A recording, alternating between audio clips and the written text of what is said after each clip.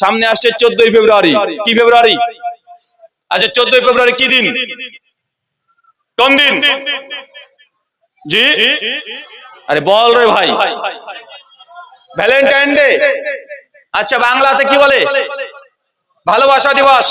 আচ্ছা ভাই, আমার সাদা মনে কাদা নাই, আর খুব বেশি পড়াশোনা করতেও পারিনি, এমএ হিস্ট্রিতে অনার্স করা আছে শুধুমাত্র এতটুকুই। আচ্ছা ভ্যালেন্টাইন ডে ইংলিশ, বাংলা হচ্ছে ভালোবাসা দিবস। আচ্ছা পৃথিবীর কোন ডিকশনারিতে আছে রে ভাই ভ্যালেন্টাইন ডে এর বাংলা মানে হয় ভালোবাসা দিবস? আমার তো আসলে তো কোনো ডিকশনারিতে পাইনি। আপনি অক্সফোর্ড দেখেন, ক্যামব্রিজ দেখেন, যত বিশ্বের আধুনিক ইংরেজি ভাষায় তো বাংলা ভাষায় যতগুলো ডিকশনারি আছে, একটা ডিকশনারি থেকে দেখাতে পারবেন ভ্যালেন্টাইন ডে এর বাংলা মানে হয় ভালোবাসা দিবস? আমি যতটুকু বুঝি ভালোবাসা দিবসের ট্রান্সলেশন ইংরেজিতে করলে হবে লাভ ডে, ইন্টারন্যাশনাল লাভ ডে, ওয়ার্ল্ড লাভ ডে, এগুলোই হবে। কিন্তু ভালোবাসা দিবস কিভাবে হয়ে গেল রে ভাই?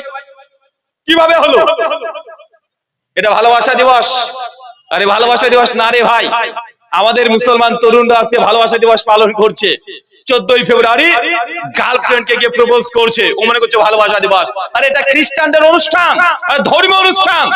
কেউ যদি বলে সরস্বতী পূজা এটা হচ্ছে মানে বিদ্যার দেবী, হিন্দু দাদারা মানছে, তারা মানুষ, সমস্যা নাই, তাদের ধর্ম। কিন্তু মুসলমান আপনি যদি সরস্বতীকে যদি মনে করেন যে বিদ্যার দেবী, তো ঈমান আছে না গিয়েছে? ঈমান থাকবে? আর ঈমান তো আপনার থাকবে না। কিন্তু লাভ ডে হিসেবে যেটা প্রচার করা হচ্ছে, এটা খ্রিস্টান প্যাগান যারা আছে, ক্যাথলিক, তাদের একটা ধর্মীয় অনুষ্ঠান। কিন্তু এটাকে এমন ভাবে গোটা বিশ্ব জগতে চর্চা করা হচ্ছে যে মুসলমানের ছেলেরাও আজকে এটাকে ভ্যালেন্টাইন ডে হিসেবে, ভালোবাসা দিবস হিসেবে তারা পালন করছে। আছে না নাই? আরে অনেক কিছু সমাজে আছে আপনি জানেন না, কিন্তু তার বাস্তবতা আর একটা উদাহরণ দিই। আচ্ছা বলেন তো বড়দিন কয় তারিখকে বলে? 25শে ডিসেম্বর, তাই না? সবাই একমাত্র নাকি?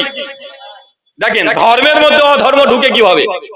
আচ্ছা 25শে ডিসেম্বর যদি বড়দিন হয়, ডিসেম্বর মাস শীতকাল না গরমকাল? এটা আছে এক মাস আগে তো ডিসেম্বর চলে গেল, তাই না? এটা ফেব্রুয়ারিতে কেবল 10-12 তারিখ চলছে, মানে এক মাস 10 দিন আগে ডিসেম্বর ছিল। তো সেই সময় শীত ছিল না গরম ছিল? শীত ছিল নিঃসন্দেহে। আচ্ছা চাচা, শীতের সময় দিন ছোট হয় না বড় হয়? দিন ছোট হয়, রাত কি হয়? রাত হয় অনেক বড়, দিন ছোট। তো 25শে ডিসেম্বর যদি শীতকাল হয়, তো ছোট দিন হবে না বড় দিন হবে? বুঝেনি মনে হয়। আরে 25শে ডিসেম্বর ছোট দিন, আপনি এখন গুগল করে দেখেন। আরে এখন মানুষের চোখে ধুলো দেয়, বক্তব্য দেওয়ার যুগ শেষ হয়ে গেছে। আর যুবক তরুণ যারা এখানে বসে আছে, তারা টুক করে এখন প্রত্যেক তথ্যকে যাচাই করতে পারে, পারে কি পারে না? এখন যদি লিখে শুধুমাত্র গুগল হাফেজাহুল্লাহ, মানে গুগলকে হাফেজাহুল্লাহ বলছি বলে আপনি বড় আলেম ভাবেন না। মানে গুগল এটা আমাদের সুবিধা করছে, করছে কি করছে না? আল্লাহকে হেফাজত করুক, দোয়া করলাম এখান থেকে যত খারাপ জিনিসগুলো আছে আল্লাহ এগুলোকে তুলে নিক। গুগলকে যদি এখন প্রশ্ন করেন যে গোটা বিশ্বের মধ্যে সবচেয়ে ছোট দিন কয় তারিখ, বলে 22শে ডিসেম্বর। কোন তারিখ? 22শে ডিসেম্বর। আর বড়দিন কোনটা? আরে বড়দিন হবে গ্রীষ্মকালে, আরে গরমের সময়তে 22শে জুলাই হচ্ছে সবচেয়ে বড় দিন হয়, আর 22শে ডিসেম্বর ছোট দিন। তো 25শে ডিসেম্বর ছোট দিন না বড় দিন? ছোট দিন। গোটা বিশ্বে কি প্রচার করা হচ্ছে? বড়দিন প্রচার হয় কি হয় না? এটা হচ্ছে সরিষার মধ্যে ভূত, ধর্মের নামে অধর্ম। গোটা বিশ্বে যদি খ্রিস্টানরা 25শে ডিসেম্বর তারা জিজাস খ্রিস্টের জন্মদিবস পালন করছে, করছে কি করছে না? অথচ কোরআন যদি দেখেন, জিন্দেগিতে ঈসা নবী তিনি ডিসেম্বর মাসে জন্মগ্রহণ করেনি, তার জ্বলন্ত দৃষ্টান্ত কোরআনে আছে। সূরা মারিয়াম 19 নম্বর সূরার 28 নম্বর আয়াত, আল্লাহ মারিয়ামকে বলছে, মারিয়াম যখন সে প্রেগনেন্ট, পেন উঠেছে, বাচ্চা প্রসব হবে, ছটফট করছে, আল্লাহ বলছে মারিয়াম তুমি যাও, ওই বাইরে খেজুর গাছ আছে, ওই গাছের কাণ্ড যেটা আছে সেটা নাড়ানাড়ি করো, পাকা পাকা খেজুর পড়বে, সে তুমি ভক্ষণ করো। আচ্ছা বলেন তো চাচা, খেজুর পাকে কখন? শীতকালে না গরমকালে? খেজুর কোন সময় পাকে? আরে গরমের সময়। শীতকালে খেজুর ধরেও না, পাকবেও না। তার মানে জিজাস ক্রাইস্ট ঈসা নবী কোন সময় জন্মগ্রহণ করেছে? শীতকালে না গরমকালে? আরে গরমকালে কিন্তু গোটা বিশ্বের খ্রিস্টানরা শীতকালে ডিসেম্বর মাসে তাই জিসাস ক্রাইস্ট তথা ঈসা নবীর জন্মদিবস পালন করছে কি করছে না করছে। এটা হচ্ছে ধর্মের নামে অধর্ম। আমাদের মুসলমানও কম না, ওরা দেখছে যে খ্রিস্টানরা যদি তার নবীর জন্মদিবস পালন করতে পারে তা আমরা কি পারি না? আমাদের কি নবী নাই? আরে আমাদেরও নবী তো আছে, মুহাম্মদ রাসূলুল্লাহ সাল্লাল্লাহু আলাইহি সাল্লাম। আমরাও পালন করব কি 12 রবিউল আউয়াল পালন হয় কি হয় না? নবীর জন্মদিবস পালন হয় কি হয় না? 12 রবিউল আউয়াল নবীর জন্মদিবস পালন করছে। আমার জানা মতে ইমাম ইবনে কাসির রাহিমাহুল্লাহ জন্ম 701 হিজরি, মৃত্যু 774 হিজরিতে আল বিদায়া ওয়ান নিহায়া প্রথম খণ্ডের 98 নম্বর পৃষ্ঠায় তিনি আলোচনা করছেন নবীর জন্ম বৃত্তান্ত। কমপক্ষে 8খানা সনদ সহকারে তিনি রিওয়ায়াত পেশ করে বলছেন নবীর জন্মদিবস নিয়ে কত তারিখ এটা নিয়ে মতভেদ আছে। কেউ বলছে শাবান মাসের 6 তারিখে, কেউ বলছে রমজান মাসের 11 তারিখে হয়েছে, কেউ বলছে রবিউল আউয়াল মাসের 12 তারিখে, কেউ বলছে 9 তারিখে, কেউ বলছে না মুহররম মাসে হয়েছে। বড় পীর আব্দুল কাদের জিলানী রাহিমাহুল্লাহ নাম শোনা আছে না নাই? আছে না নাই? উনি আবার তার গুনিয়াতুত তালেবিন, যেটা আল গুনিয়া নামে পরিচিত, ওই বইয়ের প্রথমেই তিনি আলোচনা করছেন একদম 18 নম্বর পৃষ্ঠায় যে নবী জন্মগ্রহণ করেছেন 12 রবিউল আউয়াল নয় বরং 10ই মুহররম। নেন ঠেলা। যাকে এখন এতদিন ধরে বড় পীর মেনে আসলো সে বলছে নবী 12 তারিখে জন্মগ্রহণ করেনি, 10 তারিখে জন্মগ্রহণ করেছে। কয় তারিখে? 10 তারিখে। মাওলানা আহমদ রাজা খান বেরেলভী তার ফতোয়ার গ্রন্থ ফতোয়া রেজবিয়া 13 নম্বর খণ্ড 119 নম্বর পৃষ্ঠায় তিনি বলছেন নবী 12 তারিখে জন্মগ্রহণ করেছে। এই যে হাদিসগুলো পাওয়া যায় সবগুলো যায়িফ, একটাও প্রমাণিত না। কিন্তু আজকে তারাই দেখেন জিলাপি খাওয়ার জন্য তারা রাস্তাঘাটে 12 তারিখ আসলেই নবীজির আগমন শুভেচ্ছা স্বাগতম করে রাস্তাতে ডিজে বাজিয়ে চলতে শুরু করে দেয়। আছে না নাই? আছে না নাই? আরে এটা সম্পূর্ণ খ্রিস্টানদের কাছ থেকে চলেছে এটা আমাদের মধ্যে। খ্রিস্টানরা তারা তাদের নবীর জন্মদিবস পালন করেছে। জন্মদিবস পালন করা যদি এত গুরুত্বপূর্ণ হতো তো আল্লাহর নবীর জীবদ্দশাতে 23 বছর নবুয়ত জীবন তিনি একবার পালন করতেন কি করতেন না? নবী তো পালন করেননি। নবীর মৃত্যুর পর আম্মা জান আয়েশা রাদিয়াল্লাহু আনহা 59 হিজরিতে মৃত্যুবরণ করেছে। কমপক্ষে 47 বছর নবীর মৃত্যুর পর আম্মা জান আয়েশা জীবিত ছিলেন, তিনি একবারও নবীর জন্মদিবস পালন করলেন না। সিদ্দিক আকবর তিনি করলেন না, ওমর বিন খাত্তাব করলেন না, ওসমান বিন আফফান করলেন না, আলী বিন আবি তালিব করলেন না। আর 1500 বছর পরে বাঙালিরা মনে করছে নবীর জন্মদিবস পালন না করলে ইহুদির দালাল। আছে না নাই? মানে আপনি যদি নামাজ না পড়েন তুমি পাক্কা মুসলমান, 350 জর্দা দিয়ে পান খান পাক্কা মুসলমান, বেনামাজি 1 ইঞ্চিও দাড়ি নাই তারপরে পাক্কা মুসলমান, ও লটারি কাটছে হুজুর তারপরে পাক্কা মুসলমান। কিন্তু তুমি 5 ওয়াক্ত নামাজ পড়ো, তুমি বড় বড় দাড়ি রেখে দাও, তুমি জুব্বা হাব্বা পরে ঘুরে বেড়াও, প্রতিদিন এক পারা করে কোরআন মাজিদ পড়ো, কিন্তু নবীর যদি মিলাদ না পালন করো তুমি ইহুদির দালাল। ভাই ফটো আছে না নাই? এর হচ্ছে ধর্মের নামে অধর্ম। কয়দিন আগে চলে গেল 15ই শাবান, গেছে কি যায় নাই? 15ই শাবান শবে বরাত শব্দটাই আরবি না, শব্দটা ফার্সি আর আরবি সংযুক্ত। তার মানে বুঝতে পারছেন যে ডাল মে কুছ কালা হে, কালা নেই হে বলকি পুরো ডালই কালা হে। শবে বরাত এই রাত্রিতে মানুষ রাতে নামাজ পড়েছে আর দিনে রোজা রেখেছে। রেখেছে কি রাখে নাই? রেখেছে তো নাকি? অনেকে আবার ধোকা দেয়, দেখো দেখো তোমাদের আলবানি হাদিস সহিহ বলেছে, আর শেখ আলবানি সত্যি হাদিস সহিহ বলেছে। শেখ আলবানি তার সিলসিলা হাদিস সহিহের মধ্যে 1144 নম্বর হাদিস, এই হাদিস আনার পর তিনি 8টা হাদিসকে নিয়ে এসেছেন। নিচে সমস্ত হাদিসকে শেখ আলবানি বলছেন যেন হুকুম দিচ্ছেন স্বতন্ত্রভাবে, সবগুলোকে বলছে যায়িফ যায়িফ মুরসাল ইনকেতা আছে বলতে বলতে তিনি শেষে এসে বলছেন যেহেতু শবে বরাত কেন্দ্রিক এতগুলো হাদিস, কমপক্ষে 8টা হাদিস এসেছে আর সবগুলো যায়িফ। শেখ আলবানি এককভাবে কোন হাদিসকে সহিহ বলেনি, হাসানও বলেনি। শেখ আলবানি একটা উসুল ছিল কি, তিনি যায়িফ জামা যায়িফ জামা যায়িফ যখন পেতেন, মানে একই হাদিস 3টে সনদ পেতেন, তিনি যায়িফ জামা যায়িফ যায়িফ জামা যায়িফ এটাকে বলতেন হাসান লি গায়রিহি, মানে হাদিসটা গ্রহণ করা যেতে পারে, কারণ একই সনদ থেকে বেশ কয়েকটা সনদে হাদিস আসছে, এজন্য তিনি হাদিসটাকে হাসান বলার চেষ্টা করেছেন। এখন শেখ আলবানির এই অজুহাত দিয়ে বলছে দেখো লা মাযহাবি তোমাদের ইমামই বলেছে, বলে কি বলে না? বলে কি বলে না? শুনেন, শেখ আলবানি যে হাদিসকে সহিহ বলেছে ওই হাদিসের মধ্যে আমল করতে হবে সে হাদিস নাই। ইবনে মাজাহর যে হাদিস এসেছে যে রাত্রি বেলাতে রোজ নামাজ পড়া আর দিনের বেলাতে কি রাখা সিয়াম রোজা রাখা। এই হাদিস ইবনে মাজার 1192-93 নম্বর হাদিসে এনে শেখ আলবানী নিজে বলছে মওযু, এই হাদিস জাল। কোন হাদিসকে তবে সহিহ বলেছে? ওই হাদিসগুলোকে যে এই 15 শাবানের রাত্রিতে আল্লাহ সুবহানাহু ওয়া তাআলা দুই শ্রেণীর মানুষকে ক্ষমা করে। এক, যারা হিংসুক না। দুই, যারা শিরক করেনি। তো বেচারা তুই তো কবর পূজা করছিস, সারা রাত নামাজ পড়লে কি হবে? বুঝেননি মনে হয়। শেখ আলবানী এই ক্যাটাগরি হাদিসকে সহিহ বলেছে। আচ্ছা, 15 শাবানের রাত্রিতে আল্লাহ সুবহানাহু ওয়া তাআলা তিনি শেষ আসমানে নেমে আসেন, দুই শ্রেণীর মানুষকে ক্ষমা করেন। এক, যারা হিংসুক না, যাদের ভিতরে কোনো হাদাস নেই। আর দুই, যারা শিরক করেনি। এখন এই জন্য বাঙালি মনে করছে 15 তারিখেই শুধুমাত্র রাত্রিবেলাতে কি করতে হবে? নামাজ পড়তে হবে আর দিনে রোজা রাখতে হবে। বাঙালি শর্টকাট জান্নাত যেতে চায়, মানে সবকিছুতে শর্টকাট। আমাকে কয়েকদিন আগে একজন মেসেজ পাঠিয়েছে হোয়াটসঅ্যাপে, লিখেছে A-S, এখন আমাকে বুঝে নিতে হবে আসসালামু আলাইকুম দিয়েছে, বুঝেনি মনে হয়।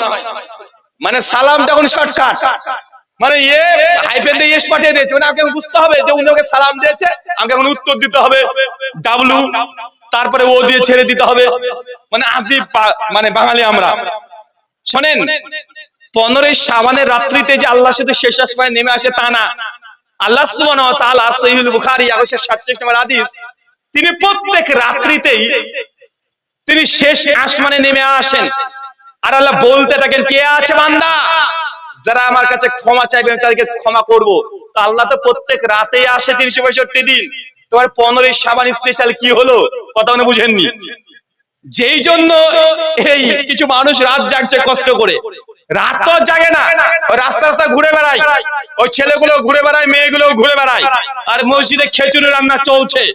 একদম নামাজ যে কয়জন পড়েছে তো পড়েছে, পড়ার পর খিচুড়ি টেচুড়ি খেয়ে বাড়িতে গিয়ে ঘুমাচ্ছে, ফজর ঘুমের মধ্যে হচ্ছে। হয় কি হয় না? অথচ যে ফজিলতের জন্য 15 শাবান, যদি শেখ আলবানী যে হাদিসকে সহিহ হাসান বলেছে মেনে নিই, তারপরে শেখ আলবানী এমন কোন হাদিসকে সহিহ বলেনি যেখানে আমলের কথা আছে। শুধু 15 শাবান এটা বরকতপূর্ণ রজনী এতটাই বলেছে। তো শুধু 15 শাবান তো না রে ভাই, 365 দিনে আল্লাহ নিচ আসমানে নেমে আসে, আল্লাহ ক্ষমা করতে আসে। আল্লাহ আপনাকে ডাকে যে কে আছে বান্দা যা দিনে গুনাহ করেছো, রাত্রি ক্ষমা চাও, আমি আল্লাহ ক্ষমা করে দেব। যে রাত্রে গুনাহ করেছো তুমি ক্ষমা চাও, আমি ক্ষমা করে দেব। আল্লাহ 365 দিন করে, কিন্তু বাঙালি ধর্মের নামে অধর্ম করতেই হবে, তার জন্য দেখেন একটা দিনকে ফিক্স করে নিয়েছে। নিয়েছে কি নাই? সহিহ বুখারী কিতাবুস সালাতুত তারাবিহ হাদিস নাম্বার 2011, আল্লাহ নবী বলছেন যে রমাদানের শেষ দশকে লাইলাতুল কদর অন্বেষণ করো। যদি লাইলাতুল কদর যদি জীবনে একবার পেয়ে যান, হিসাব করলে দেখা যায় প্রায় 82 বছরের নেকি এক রাত্রিতে পেয়ে যাবেন। আল্লাহ নবী শেষ 10টা দিন জাগতে বলেছেন। চাচা কয়দিন? শেষ 10টা দিন। আর নবীটা আমলও করতেন। তিনি শেষ দশকে তিনি ইতিকাফ পেয়ে যেতেন। কিসে যেতেন? ইতিকাফ, মানে মসজিদে ঢুকে যেতেন, তারপরে বের হতেন না, মসজিদে থাকতেন। ইতিকাফ, লাইলাতুল কদর তিনি নেবেন। আল্লাহ নবী দেখছেন যে না উম্মতের জন্য কঠিন হয়ে যাচ্ছে, নবী তখন শর্ট করে দিলেন, শেষ 10টা দিন না সম্ভব যদি হয় তাহলে বেজোড় সংখ্যক রাত্রিগুলোতে তুমি জাগো। 21 রমজান, 23 রমজান, 25 রমজান, 27 রমজান, 29 রমজান, বেজোড় সংখ্যক দিন। বাঙালি এখন শর্টকাট জান্নাত যাবে, ওর এতদিন 5 দিনে ওর হবে না, 5 দিনে খুব টাফ কঠিন হয়ে যায়, এমন করে নিয়ে 27 রমজান আছে না নাই? কথা বলেন। বলছি না যে 27 রমজান জায়েজ না, আরে নবী তো বলেন শেষ 5টা দিনে লাইলাতুল কদর হতে পারে। 27 রমজানও হতে পারে, 23 রমজানও হতে পারে, 25ও হতে পারে, আবার 21ও হয়ে যেতে পারে। কিন্তু বাঙালি ফিক্সড করে নিয়েছে না 27এই জাগতে হবে। আছে না নাই? এই যে শর্টকাট বাঙালি, মানে আমরা খুব সহজে আমরা জান্নাত যেতে চাই। আরে আবু সাঈদ খুদরি রাদিয়াল্লাহু আনহু বলছেন, নবীকে যখন আমি জিজ্ঞাসা করলাম যে এই মানে লাইলাতুল কদর কোন রাত্রিতে, আল্লাহ নবী বলছেন এই তারিখটা আমাকে আল্লাহ জানিয়ে দিয়েছিলেন। কে জানিয়েছিল?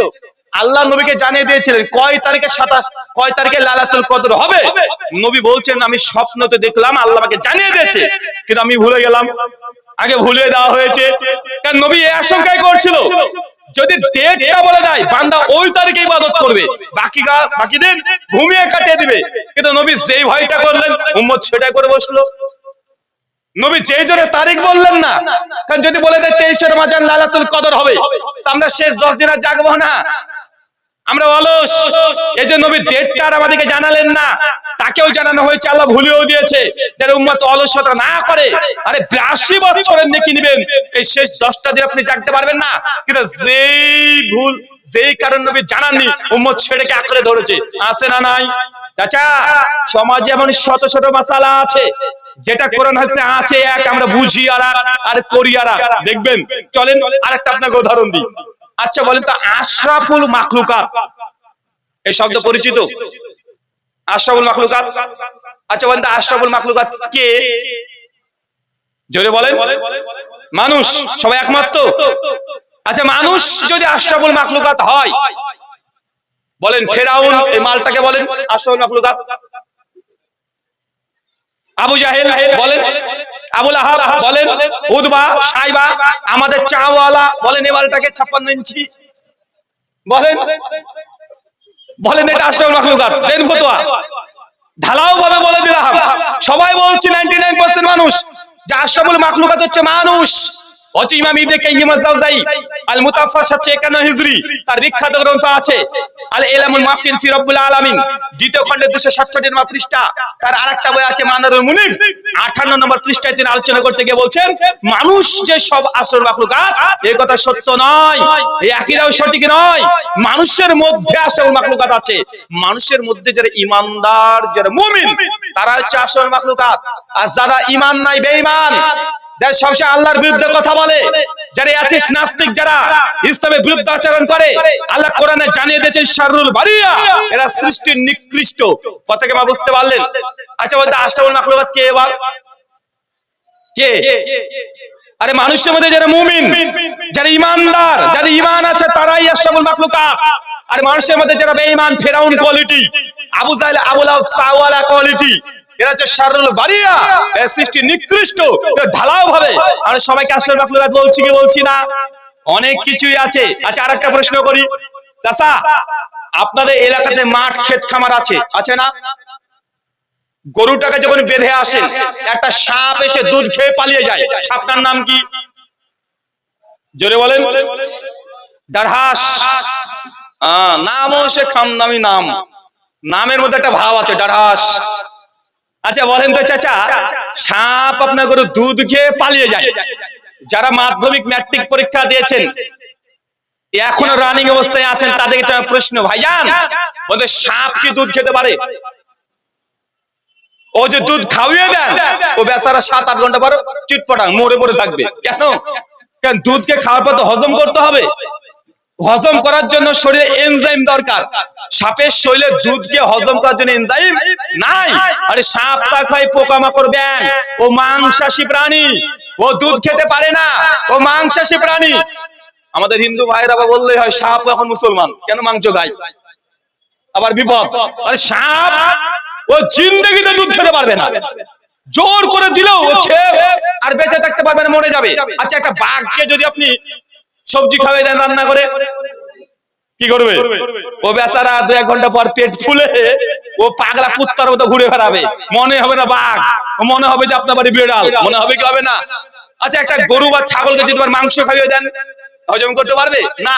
কেন? হজম করার জন্য এনজাইম দরকার। সাপের শরীরে ওই দুধকে হজম করার মতো, ডাইজেস্ট করার মতো এনজাইম নাই, তাই সে পারবে না। উত্তরপ্রদেশ আমাদের যোগী রাজ্য, ওই রাজ্যে একটা মন্দির আছে, নাগমাতা মন্দির। যেহেতু আমাদের হিন্দু দাদারা সাপকে ভগবান মনে করে, করতে পারে ভাই, সাপকে ব্যাংকে যা ইচ্ছা তুমি ভগবান মনে করো, কারো অনুভূতিতে আঘাত দিতে চায় না, বিশ্বাস যা করছে করতে পারে। আমাদের কোনো সমস্যা আছে? লাকুম দিনুকুম ওয়ালিয়া দিন, তোমার কর্মফল তুমি পেয়ে যাবে আর আমার কর্মফল আমি পাবোই। তো তারা সাপকে মনে করে ভগবান। তো নাগ পঞ্চমীর দিন লাখ লাখ কেজি ওই মন্দিরে দুধ ঢালে হিন্দু ভক্তরা। তা আমাদের ভারতেরই বেশ কিছু সেকুলার আছে, তারাও হিন্দু, মুসলমান না, তারা চিন্তা করে বলছে আরে সাপ তো দুধ খেতে পারে না, তো মন্দিরে লাখ লাখ কেজি দুধ যায় কোথায়? বেচারা টেনশনে পড়ে গেছে, যায় কোথায়? সাপ তো দুধ খায় না, নিঃসন্দেহে কোনো সমস্যা আছে। ওরা তখন তদন্ত করতে শুরু করেছে।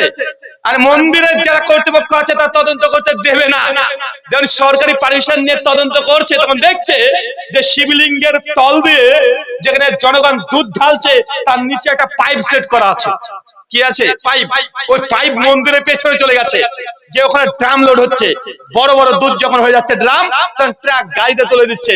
ওই গাড়ি গিয়ে আবার দোকানে বিক্রি করছে মন্দিরের সামনে। ভক্তরা আবার কিনে আবার মন্দিরে দেয়, আবার পেছন দিক দিয়ে গাড়িতে যায়, আবার দোকানে আসে, আবার মন্দিরে। মানে এক দুধ, মানে 100 বছর ধরে ও বিক্রি করে চলে যায়। কথা মানে বুঝতে পারলেন না? সাপ তো দুধ খায় না। এখন এই কথা বললেও বিপদ। বলতে পারি ধর্মের অবমাননা করেছি।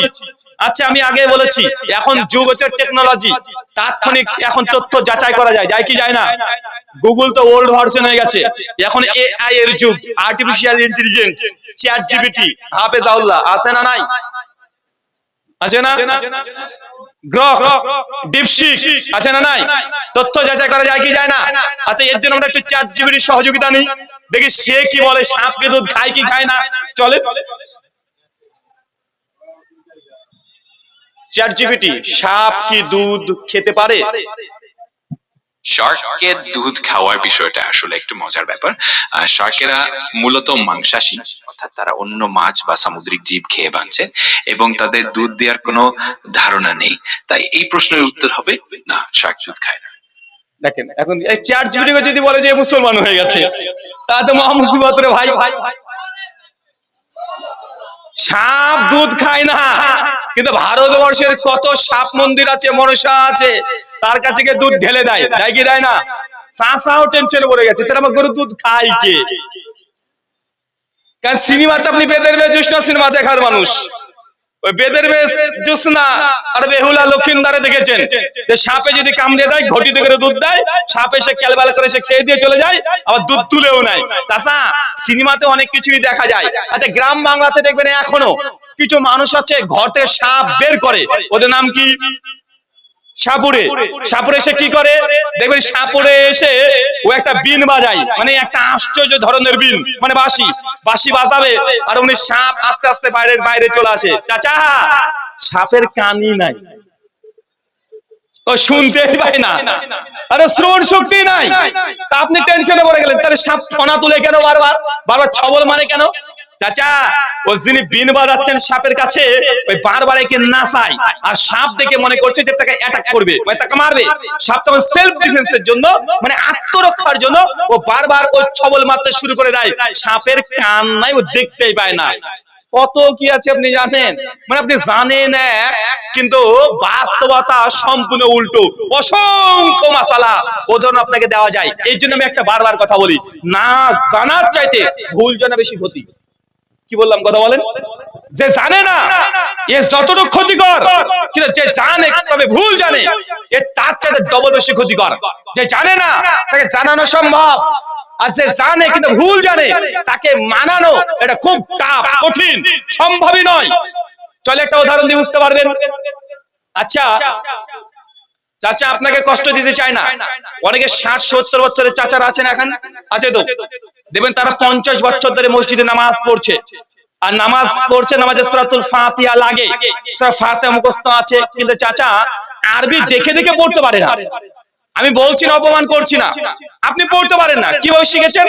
বাংলা উচ্চারণ দেখে দেখে শিখেছেন, অর্থাৎ কারো মুখ থেকে শুনে শুনে শিখেছেন। এখন আপনি যতই বাংলা উচ্চারণ দেখে সূরাতুল ফাতিহা শেখেন, আপনার তাজবিদ মাখরাজ কি শুদ্ধ হবে না? মিস্টেক হবেই, ভুল উচ্চারণ হবেই। কারণ বাংলা উচ্চারণও আমরা অনেকে ঠিক করতে পারি না। বাংলাতে কিন্তু ধ্বনি আছে, শুধু আরবিতে কিরাত মাখরাজ আছে তা নয়, বাংলাতেও আছে।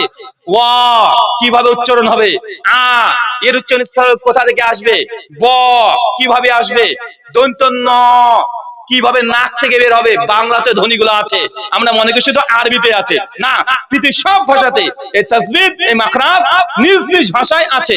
ইংরেজিতে আছে না নাই? ইংলিশেও আছে। দেখবেন ব্রিটিশ ইংলিশ আর নরমাল ইংলিশ পার্থক্য আছে না নাই? সব ভাষাতে আছে। তো একজন চাচা এখন 50 বছর ধরে ফাতিহা দিয়ে নামাজ পড়ছে, এই যে নামাজ পড়ছে আলহামদুলিল্লাহ রাব্বিল আলামিন, কারণ উনি উচ্চারণ দিয়ে শিখেছে। চাচা, অপমান করছেন আপনাকে, এটা রিয়েলিটি, বাস্তবতা এটাই। এখন আমি যদি শেখ সুদাইস মক্কার ইমাম, কাবার ইমাম, ওকে ভাড়া করে নিয়ে এসে দিই আপনাদের মাদ্রাসায়, আর যদি বলি যে এই এলাকাতে 10 জন আছে চাচা 50 বছর নামাজ পড়েছে, বাংলা উচ্চারণ থেকে ফাতিহা শিখেছে, এখন এদের আপনি শুদ্ধভাবে ফাতিহা শিখিয়ে দেন, শেখ সুদাইস 2 দিন ক্লাস নেবে, 3 দিনের দিনে কখন যে ভোরবেলায় ফজরের নামাজ পড়ে টিকিট কেটে পালিয়ে যাবে, বুঝতে পারবে না। বলে বাবা আমার দরকার নাই এই চাকরির, ও লাখ টাকা দিলে আপনার এই চাকরি করবে না, পালিয়ে যাবে। কেন? কারণ চাচা জানে, তবে চাচা কি জানে? ভুল জানে। এখন ভুলকে শুদ্ধ করতে গেলে খুব টাফ, ওদের জিহ্বা থেকে এটাকে বাতিল করতে হবে, ডিলিট করতে হবে, তারপরে ব্রেন থেকে ডিলিট করতে হবে। আগে ডিলিট করে দাও, তারপর নতুন কোনটা শুদ্ধ উচ্চারণ আগে ব্রেনে ঢুকাতে হবে, তারপর জিহ্বার সঙ্গে কানেকশন দিতে হবে, তারপর আপনি বলতে দেবেন, ঘুরে ফিরে আগেরটাই চলে আসবে। আসে না? এটা কঠিন। কিন্তু যে 5 বছরের ছেলেকে ডেকে নিয়ে আসেন, শেখ সুদাইস লাগবে না, এই মাদ্রাসার সব চাইতে যে কোরআনের হাফেজ ছাত্র তার সামনে বসিয়ে দেন, মাগরিবে দিয়ে যাবেন, মাগরিবের নামাজে বলবেন যে সূরা ফাতিহা শিখে দাও তো আমার ছেলেকে, 5 বছর বয়স, আর এশার সময়তে এসে নিয়ে যাবেন। দেখবেন মাত্র 2 ঘন্টাতে আপনার নিজের ছেলে 5 বছর এত চমৎকার ভাবে ফাতিহা পড়ে শুনিয়ে দিবে, আপনার 10 বছরেও আর আপনি পারবেন না। কেন? কারণ আপনি যেটা শিখেছিলেন ভুল শিখেছিলেন, এখন ঠিক করতে গেলে টাফ, কঠিন। এটা যতক্ষণ আপনি না বুঝবেন ততক্ষণ সমাজ থেকে কোনটা ধর্ম কোনটা অধর্ম এটা মানানো বুঝানো খুব টাফ, কঠিন। এই জন্য দেখবেন সমাজে অনেক কিছুই মানতে চায় না। একটা উদাহরণ দিই, কষ্ট নেন না। আচ্ছা, জনগণের একটা প্রশ্ন, হুজুর আপনারা হুজুর রায় তো ঠিক না, এক হুজুর এক ফতোয়া দেয়, তারা হুজুর এক ফতোয়া দেয়, এ হুজুর বলে গেল জায়েজ আর আপনি এসে বলছেন না জায়েজ, তা আমরা জনগণ মানবো কোনটা? কোনটা ঠিক? তো হুজুর রাজ্যে সমস্যার মূল বলা হয় কি হয় না? হুজুরদের মধ্যে ঠিক নেই, এ হুজুর জায়েজ বলে তারা হুজুর না জায়েজ বলে, তা আমরা জনগণ আমরা করব কোনটা, যাব কোন রাস্তায়? একটা ছোট্ট কথা বলে দিই শোনেন। ধরি এক হুজুর এসে বলে গেল মিলাদ জায়েজ, কিয়াম জায়েজ, শবে বরাত জায়েজ, নামাজ অন্তের সম্মিলিত মুনাজাত জায়েজ, ফতোয়া আছে না নাই? আছে না নাই?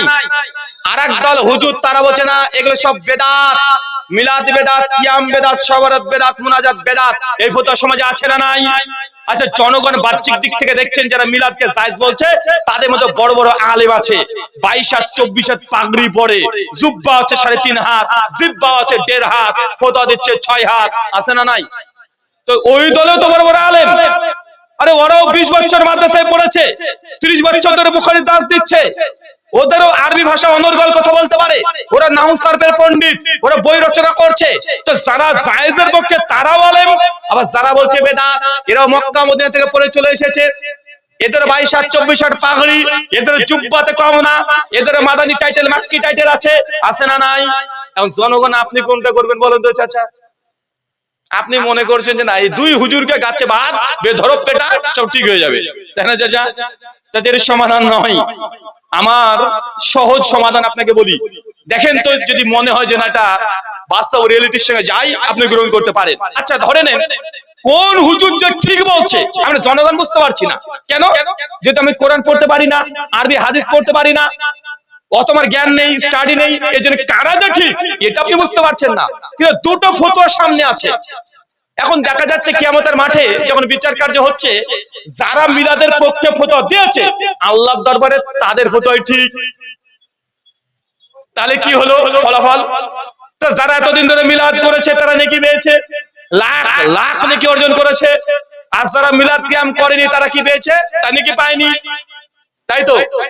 যদি এদের ফতোয়া ঠিক হয়ে যায় আল্লাহর ঘরে দরবারে, তাহলে কি হলো? যারা মিলাদ করেছে তারা নেকি পেয়েছে।